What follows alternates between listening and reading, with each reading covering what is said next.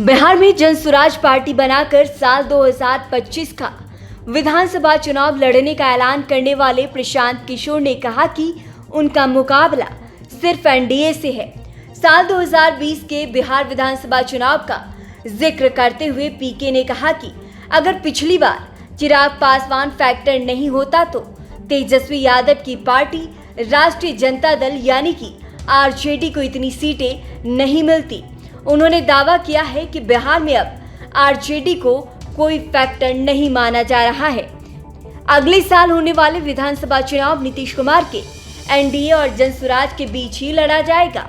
चुनावी रणनीतिकार रहे जनसुराज के सूत्रधार प्रशांत किशोर ने शुक्रवार को एक इंटरव्यू में कहा कि एनडीए का एक टायर नीतीश कुमार है। उनकी पार्टी जनता दल यूनाइटेड पहले से ही पंचर है। उसमें स्टेपनी जैसे 2-4 छोटे दल साथ लगे हुए हैं। ऐसे में भारतीय जनता पार्टी कितना ही खींच पाएगी, ये तो सोचने का विषय है। पीके ने आगे कहा कि लालू और तेजस्वी यादव की पार्टी को बिना किसी वजह से ही बड़ा समझा जा रहा है। पिछली बार आरजेडी ने अपने दम पर कब चुनाव जीता था। साल 1995 के बाद से वो पार्टी कांग्रेस के स्टेपनी पर चल रही है और बीच में जेडीयू के सहारे सत्ता में आई थी। पीके ने कहा कि लोग आरजेडी को बड़ी पार्टी कहते हैं, मगर साल 2010 के विधानसभा चुनाव में महज 22 सीटें लेकर आई थी। साल 2015 के चुनाव में तो जेडीयू के साथ रहते हुए हम लोगों ने आरजेडी की मदद की थी।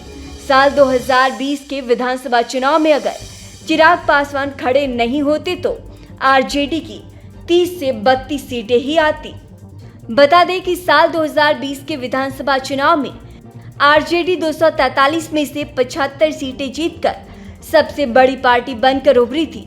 हालांकि बीजेपी और जेडीयू के गठबंधन को बहुमत मिलने के बाद राज्य में एनडीए की सरकार बनी। पिछले चुनाव में लोजपा में टूट से नाराज होने के बाद चिराग पासवान ने कई सीटों पर अकेले चुनाव लड़ा था। इससे आरजेडी नीत महागठबंधन को कुछ सीटों पर फायदा हुआ था। प्रशांत किशोर बीते 2 सालों से बिहार में पदयात्रा निकाल रहे हैं। वो अपने जनसुराज संगठन को आगामी 2 अक्टूबर को राजनीतिक पार्टी में बदलेंगे।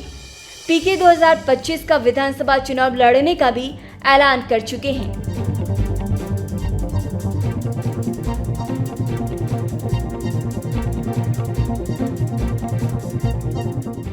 न्यूज नेशन अब व्हाट्सएप पर खबरों के ताजा अपडेट के लिए न्यूज नेशन के इस क्यूआर कोड को स्कैन करें।